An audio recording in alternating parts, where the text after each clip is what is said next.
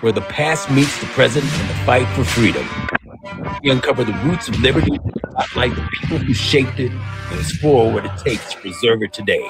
If you're ready to think deeper, stand stronger, with purpose, you're in the right place.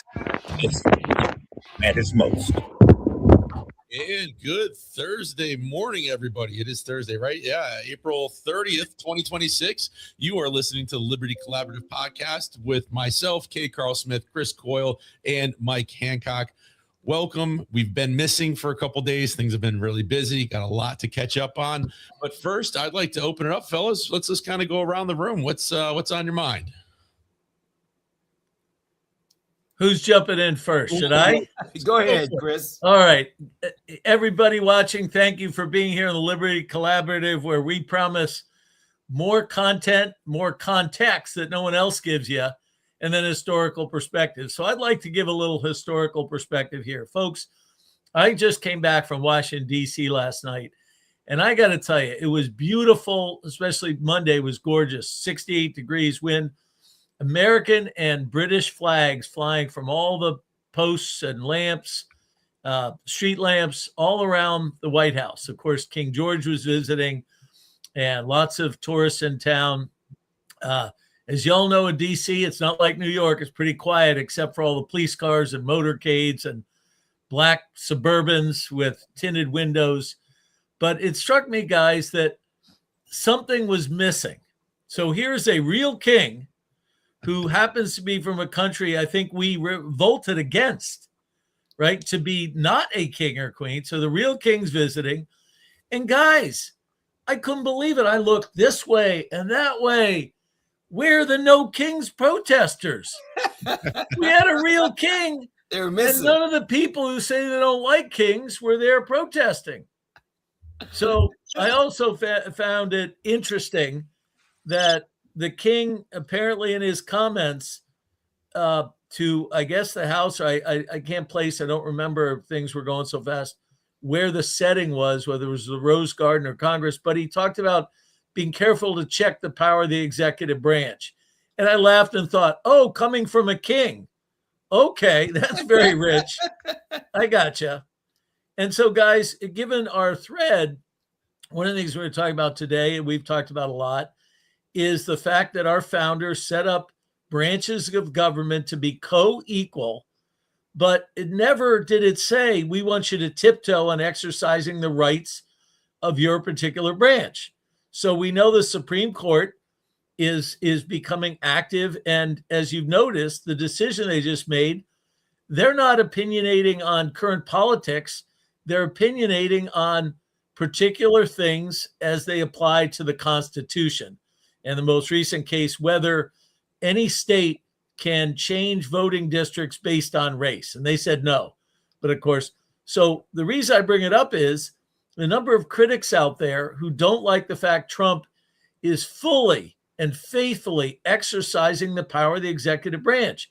If Congress doesn't like it, pass a law, cut the money. If someone doesn't like it, you've got the court to go to. And last time I looked, guys, the liberals, the left, know how to find their way to a courtroom. So those are my comments this morning. Get us fired up. Fantastic. What about you, Mike?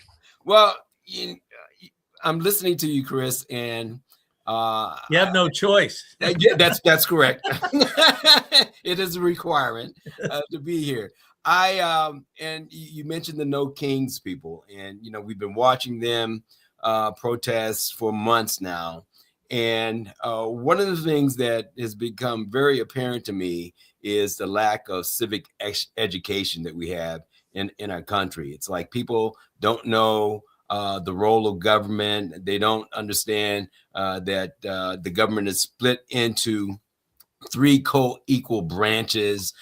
They don't know what their city council does or what the responsibility is for that. So one of the things that Stephanie and I, my wife, have been working on is an initiative to really, get people more engaged in understanding how our government works. And I think that's something that we need to be doing all over our country. Is that a period? Is that a period? That was a period. Okay. Exclamation point. Exclamation point. There you go. No, I'm just happy to be back with you guys, man. It's been absent for a couple of weeks, but we're back in the flow now. And really want to tie in what y'all been talking about here, this lack of awareness. People don't know what they need to know. So because we don't know what we need to know, the left take advantage of that and come up with all kind of no kings day and all this kind of stuff to keep, pardon my expression, simple-minded people confused with what's going on so they can undermine our constitutional republic. So we got to become more aware, and I think that's why this show is important, because we're going to discuss those things and reveal that truth so people can make informed decisions and share with others what's really going on in this country. God bless. That's Absolutely. Well, for me, Chris has been keeping me pretty busy this past week. Oh, yeah. So for me, it's been a lot of local stuff with the state here in Connecticut. For those of you who are watching online, might not be from Connecticut, but we've got some bad bills that are getting passed through this short session. Everything from vaccine mandates to attack on homeschooling. And then even in my own town, we had an issue with the Board of Ed where they didn't want to put in a dissent to the minutes of the meeting. So I had to look into the FOI requirements, and lo and behold, they're like, well, we want to put this to rest after I got my answer back. And we're just, we don't feel like we have to do anything, but we're going to amend the minutes to reflect the dissent. So I was like, oh, you don't have to do anything, but you're doing it anyways because you know you're wrong. Yeah, so they can never say you won. Aaron, I would just like to point out for everyone listening, the bills in Hartford didn't get passed. They got ramrodded by an unassailable majority of liberals that are bankrupting the state. Guys, you might not realize, while most of the country has moved on from putting Johnny in Susie's locker room, not Connecticut. We're still awoke. We're still, boys can compete with girls, stuff in bathrooms. So they're all into that stuff, but they are figured out. And this is where it gets scary. In our next topic on violence, they've come up with ways of making bills look like you're addressing affordable housing, okay? And what it really is doing is gutting private property ownership and the right to your wealth and your property. And so they've gotten very good nationally and locally at describing what they do with some great label or banner, and it's actually doing the opposite. It's eroding individual rights and freedoms.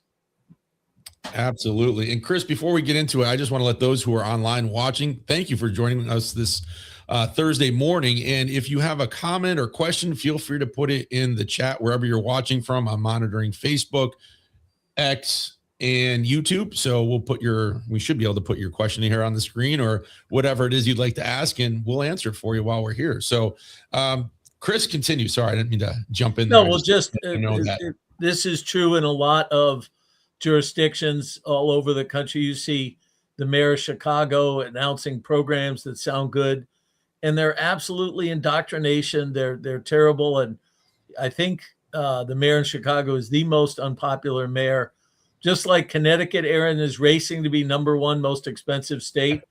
I think Mondami in New York and the mayor in Chicago and maybe LA, the three of them are sort of in a heat to try and figure out who can do the worst job, be unpopular, and meanwhile saying nice accolades, of course, covered by the media. But guys, if I could, this violence going on today and the media, the play acting going on, where on the one hand, they are fulminating, encouraging, normalizing violence. And we're not talking violent speech, because remember how the left for a while said, oh, words are violence. Well, dudes, this is real violence. Guns, right? Firebombing, all this stuff. And so what do we see? We see now correspondents that happen to be under their tables at the event. Suddenly they're experts on security, and rightly so. There are a lot of questions asked, even though it was in a different floor above the ballroom and so forth and so on. But what's fascinating to me, and I, specifically on these online chats, I saw people getting upset that they had re-indicted Comey, creepy commie Comey, because of his seashell thing, going, oh, this doesn't have a chance in hell. Why are they doing this? It's retribution. And I go, wait a sec. This is the former head of the FBI who is awash in lies, filming supposedly seashells he found. Everyone knows what it means. Get rid of 47. And people are going, oh, well, it probably won't win. And I'm pointing out, and I'd like to hear your guys' opinion, when are we going to stand up and say threats of violence against especially our elected officials, especially our president with a third assassination just the other day? When are we going to stand up and say, we may win, we may lose, but we're going after you, right? Right. So anyway, Aaron, it's amazing to me how the media has sort of fulminated violence, including, remember our friend from Greenwich who went to the No Kings rallies and filmed, 8647 signs, just casually. Yeah. Hitler, casually. Yep. What do you guys make of this? Maybe I'm over prosecuting, I'm over emotional about it. I don't know. They get away with, the left get away with doing things that they shouldn't be getting away with. If it's on the other side of the aisle, if a conservative does something like that, oh man, they'll put you on a rail and run you out of town. Not only take you to court. So that's the false. That's when you can tell when someone doesn't have a message. They have to project. Oh, that's a heck of a point. And that's what they do. And they've been doing it for years. It's a Marxist strategy. Yeah. Or the equivalency, Aaron and Mike, this idea of, well, everyone's doing it. Right. We have to tone the rhetoric down. General Flynn had an op-ed the other day. He's becoming more and more, I don't know, I think I sent it to you guys. And do you see his thing? He said, in the military, we do a hot wash. After a mission, we review it. What the hell happened? He goes, we've had 3 assassination attempts. Have you seen anyone fire the Secret Service? But no, his point was, in that hot wash, the media is trying to generalize it. Well, no. Secret Service is supposed to protect this guy, and we are supposed to go after people who threaten violence. Yeah, this is it's really crazy. I just attended a rules meeting for the Aurora City Council, and you basically had a few city council people in that meeting, the mayor, and then you have what I would call these activists. And the more I sat there and the more I'd listen, I'm debating this, like, are they crazies or are they just misguided and misunderstood people? Because these people have come and some tragic things have actually happened, but they're coming and grieving, in essence, before the city council, and expect the city council to do some of the most crazy things I've ever heard of. One person simply said that, well, gee, I really expect the city council to feel my pain, to feel our pain. And it's just, I'm sitting here listening to them. I'm saying, this is, I understand and I have sympathy for the person's pain, but their expectations that somehow, because they're in pain, the only valid answer, the only satisfactory answer to their problem is for me or others to actually feel and empathize with them.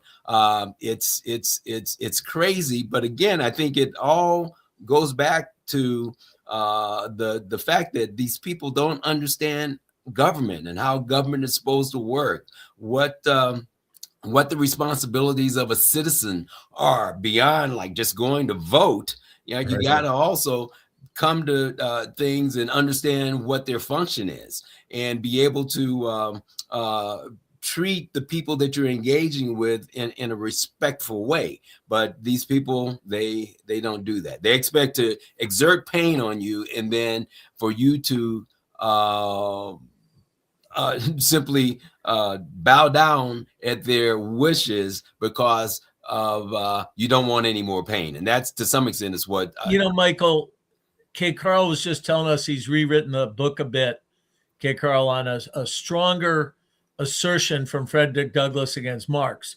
And one of the quotes I learned from you, which I love from Douglass, is something to the effect of is, watch how much pain a people will take, and you will see how long the tyrant abuses them, or words to that effect. Yeah. And Michael, my sense is we've allowed the left to get away with this stuff.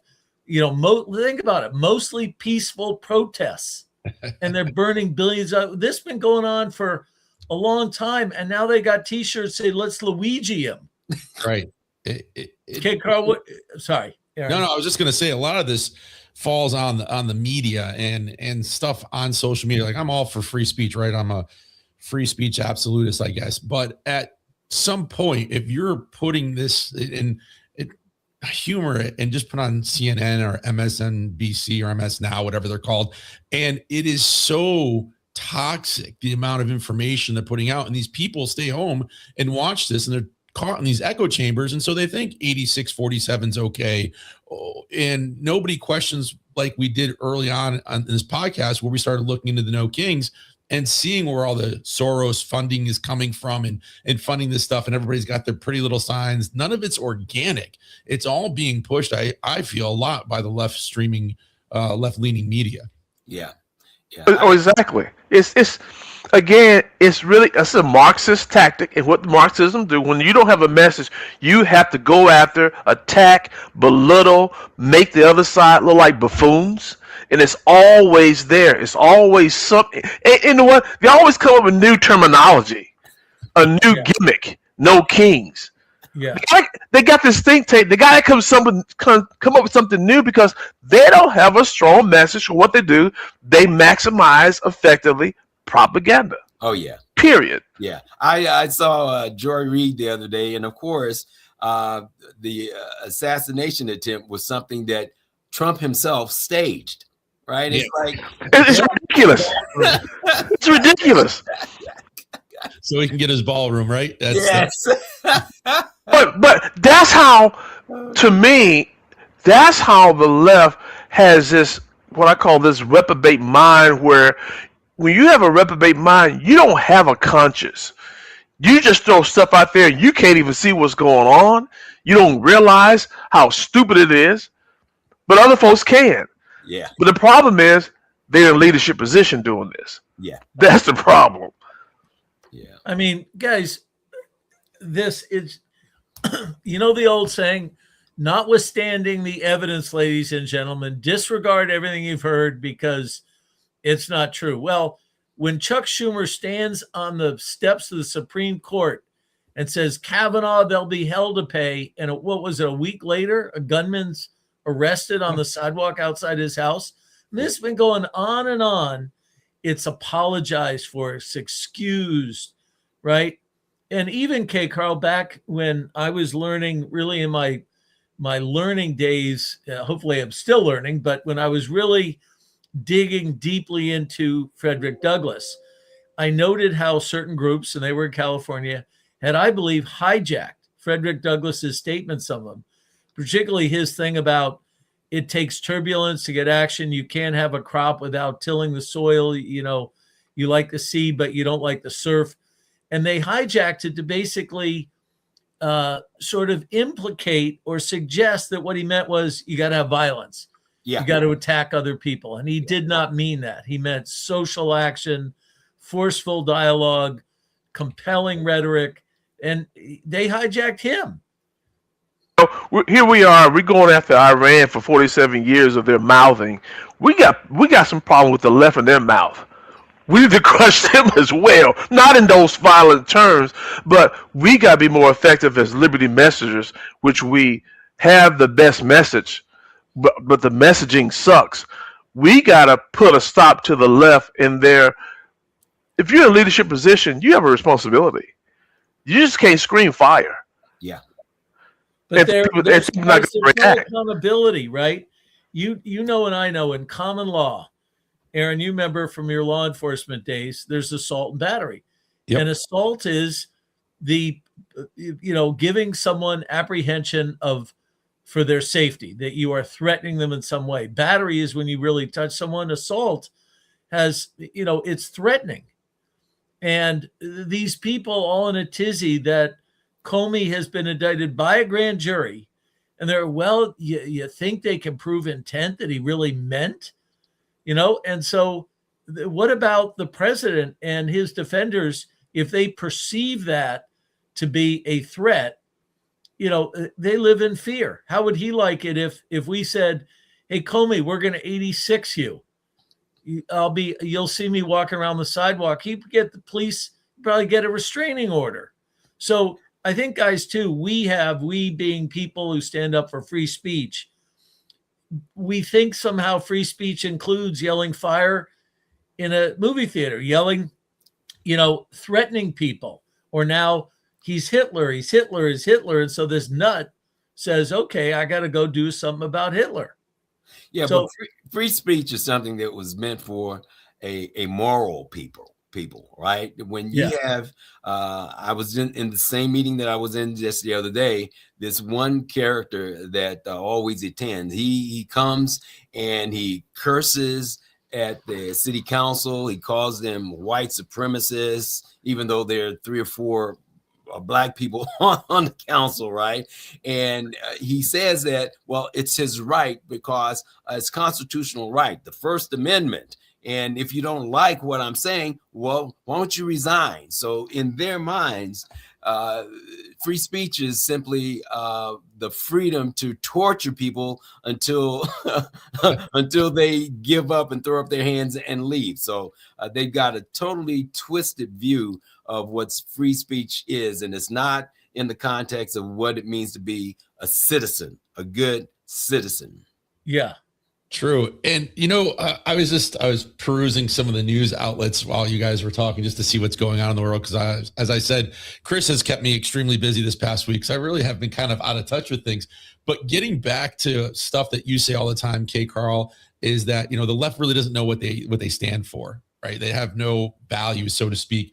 And it's funny because I just saw this caption about Ilhan Omar, and she was out there screaming no kings, but yet she's smiling ear to ear when the king is talking to everybody from, comes over from England and is talking to everybody. She's up there with her phone taking photos. You can't make this stuff up. You really can't. Are you talking about the congressman that thought that the World War II was World War 11? Yeah. There you go. Yeah, and apparently she's having a rough time figuring out how much is in the piggy bank. We made 11 million. Oh, sorry, 11 cents. Oh, well, let me revise that again. But guys, comical. You wonder why a lot of people now are leaving New York going to Florida. They get the hell out of New York. Yeah.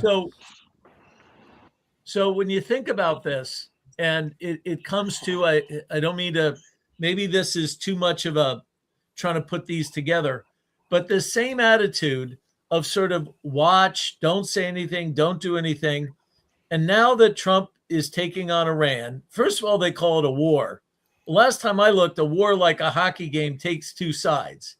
And while there's another side, I'd say it's a military action, because other than a few, missiles or unmanned stuff, there's been no armed troop combat and really no combat to combat. But that said, we've been threatened by Iran for 40 years.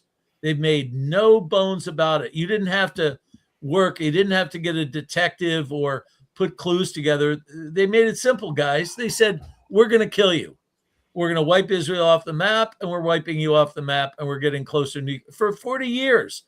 So now when we are doing it, I'm seeing guys who are right, generally right, conservative stuff going, people are tired of forever wars. We need to come back. And I'm like, at what point are you going to wake up and address the reality of these are jihads with a nuclear weapon? Or back in the U.S., these are people calling for physical violence, killing people. Look at Jimmy Kimmel. Holy cow. Oh, I didn't mean that Melania was waiting because Trump would be killed soon. Of course you did. Everyone knows you did. So when are we going to stand up to this finally? You know what is, K. Carl, you say it.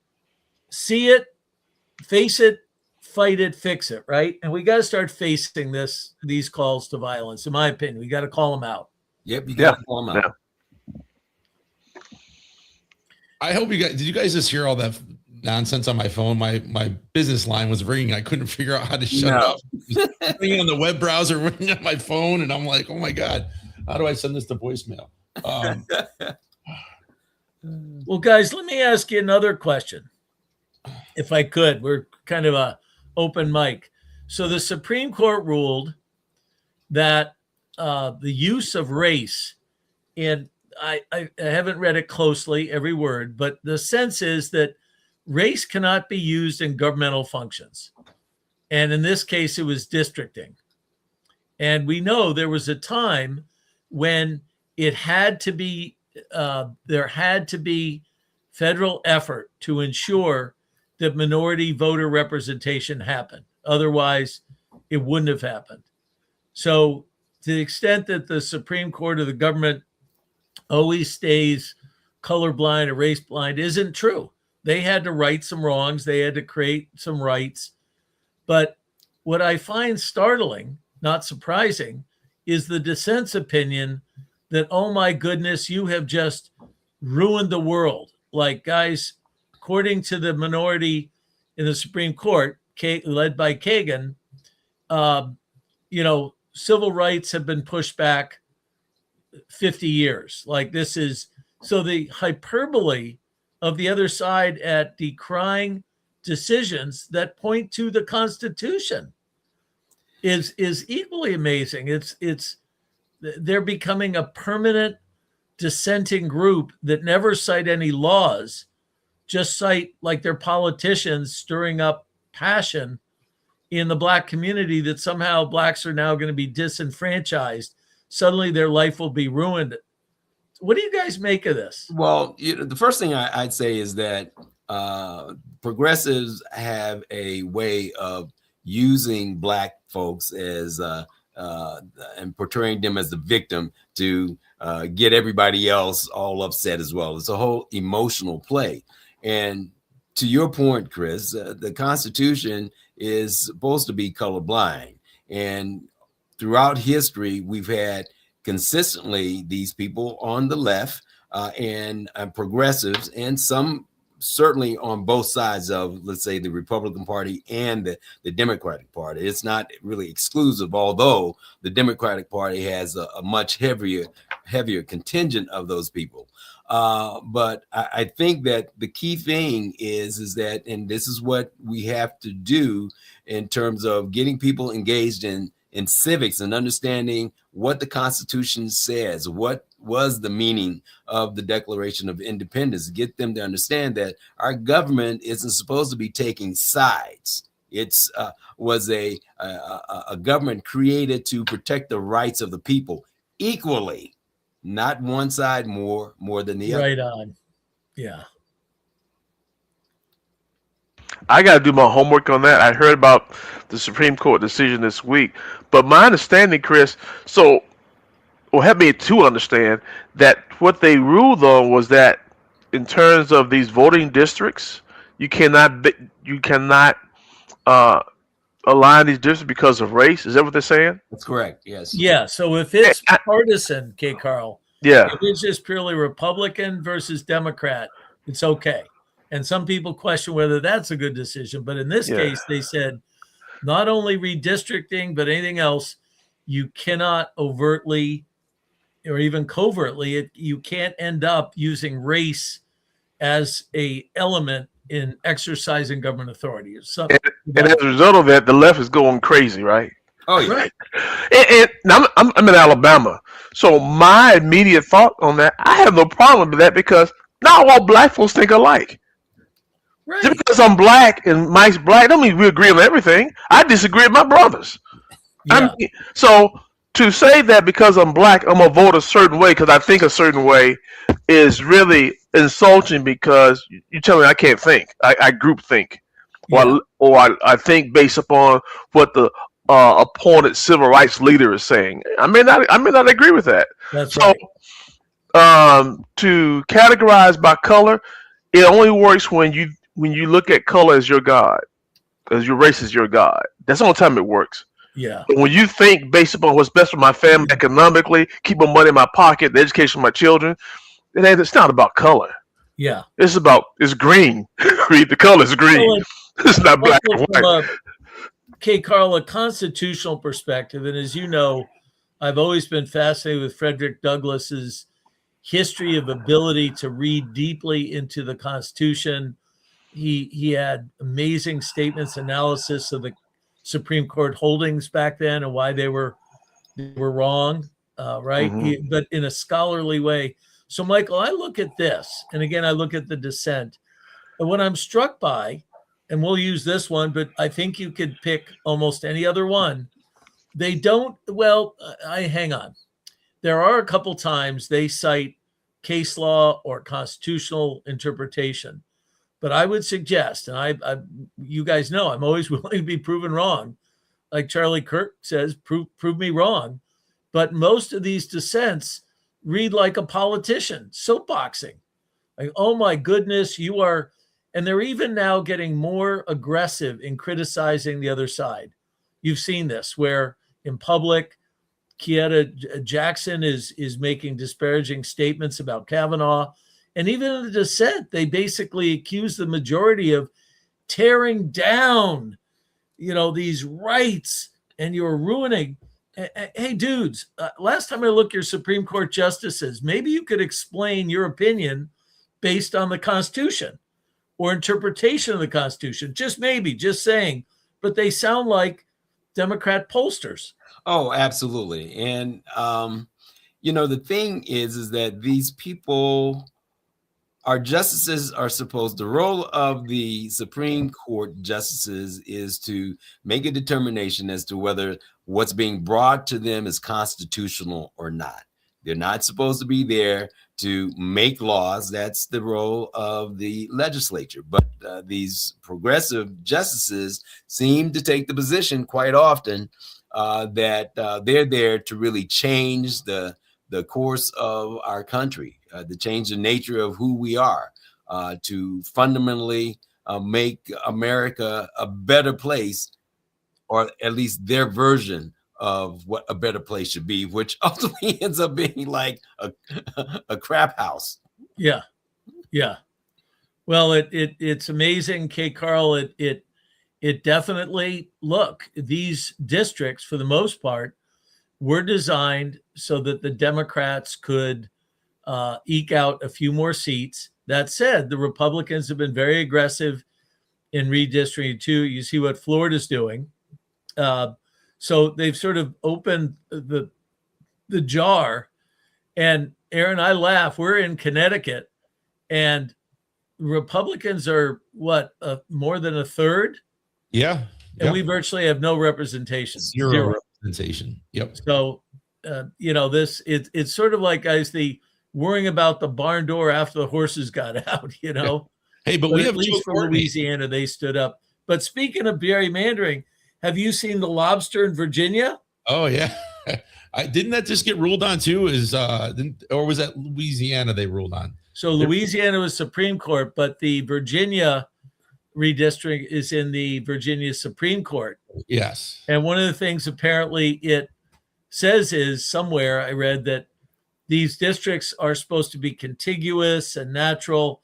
And this thing in Virginia literally looks like an upside down lobster. So for those watching, the original term gerrymander was outside Boston, and they made a district that looked like a salamander.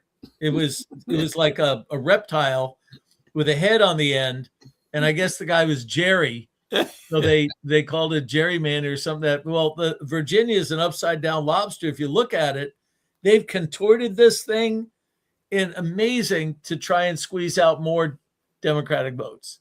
So what does it do for the midterm, though? Well, if Which they I get think- it, Yeah, go ahead. so remember, we're not talking vote, we're talking likelihood of voting outcome, right? So by creating more Democratic seats, by doing this, they believe that they will be more likely, Aaron, correct me here, on winning those new districts, because they're created in such a way is they're based on race, they're based on the population, and where they know, for example, there's farm country, like what they've done here in Connecticut, is our 29th district is all connected up with, guess where? Yukon, stores where Aaron lives in Mansfield. So they take all these that are I'll say more Frederick Douglass Republican leaning, Lincoln Douglas Republican leaning towns, and they've made this, ours is a big loop. It makes no sense in the world other than trying to protect the Democrats from popular vote. Seizing power, maintaining power. Yeah. That's all it is. Yeah. That's all it ever be. Yeah. Unfortunately, yeah. Yeah. Yep, it is. And I'm sorry about that. I had to jump off for a second, put myself into the green room. I had a mediation call come in, so I had to take that really quick. So for those of you that don't know, I work as a mediator primarily in divorce. So just wanted to say Aaron, that. what is the name of your company? Compass Mediation and Consulting. The consulting part is where you come in because we're doing a lot of work together, but the majority of the business is mediation, family disputes, whether it's parenting plans that need to be changed or somebody's not adhering to the court order as far as the divorce decree. So I do everything from start to finish, and usually do it in less time and less money than hiring an attorney. No offense to the attorneys. And guys, you're Do you- talking about a guy who would break up fights between inmates in a prison. So he is calm, cool. He was a master chief in the Air Force. Master So if Sergeant. there's anybody, Relax and let King Super's delivery handle your grocery shopping this week. Who's got there groceries? we go. I thought that was your commercial. Yeah, you grocery shopping too, Aaron? Yeah. We had commercials at one point. I have to see if I can find them. But Kate, Carl, we're getting close to the end. So I know you said you had rewritten the book. So I wanted to throw this up. This is still the website where people can go and get your books on that you write about. Yeah. You know, people know I just come out really within the last year, Douglas versus Marx, the Battle for America's Soul. And I just sat down and did a second edition already because I got some feedback from my son and some people I know.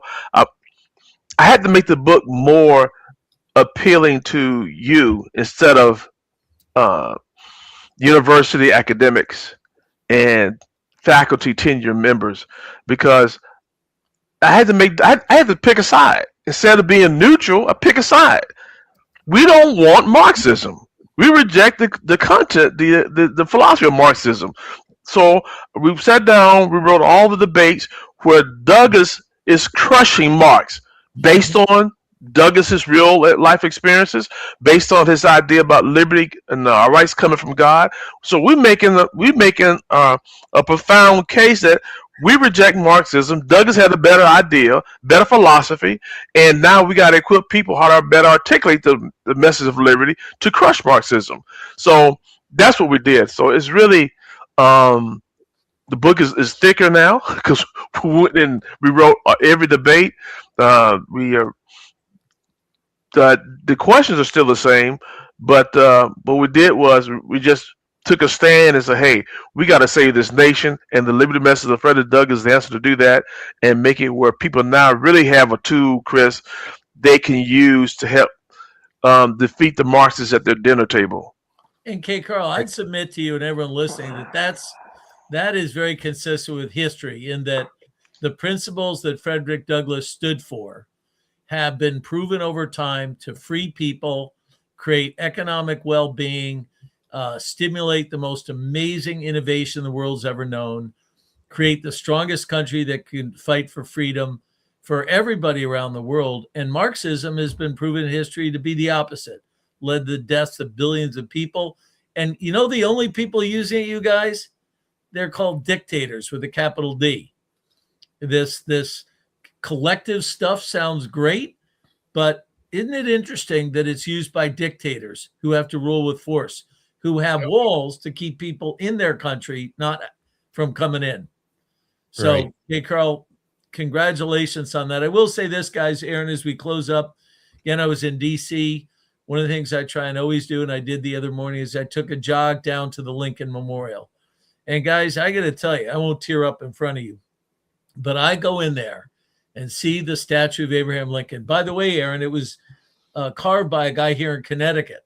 Really? You I knew did that? not know that. Yeah, and he actually had pieces in his studio over in Western Connecticut. Anyway, you go in and you read that Gettysburg Address. It's on the wall in marble. And I stood there. There weren't a lot of people around. I said, I'm going to read this out loud. And I read that out loud, and halfway through, I'm tearing, just thinking the most powerful statement I think anyone's ever made. Yep. And for those watching, what you have to understand is Frederick Douglass was in Lincoln's ear on that. Yeah. And when he said near the end, the birth of a new nation, a new freedom, that was restoring our founding value of every man is created equal. Yep. And we could not exist as a country that would be free unless we went back to our founding values. So, guys, you go to DC, you got to go to the Lincoln Memorial. Look at that. It's right there, carved in marble. It's stunning. Yeah, Chris, in the 4th grade, it was required that each of the students actually memorize that speech. Wow. And be able to, and I mean, that hooked me. So Yeah. I've been hooked ever since. Yeah. I can't recall what the hell I did in 4th grade, but maybe so. 4th grade? You were thinking, you were getting ready. Well, guys, I tell you, I really enjoy this.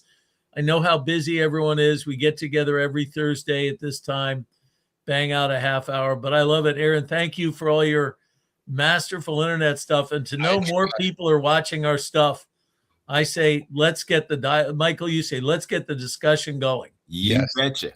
Yeah, absolutely. And so for those of you who are watching, if you stay with us this long, we're about 41 minutes in. You can find us on X, on Facebook, on YouTube, on TikTok. I repost stuff on there and on the Facebook. So feel free to also ask your Alexa or your favorite podcasting app. You can find us on there if I remember to upload the videos in time. So with that being said, fellas, anything else? Because Chris and I have another meeting we got to get to pretty soon.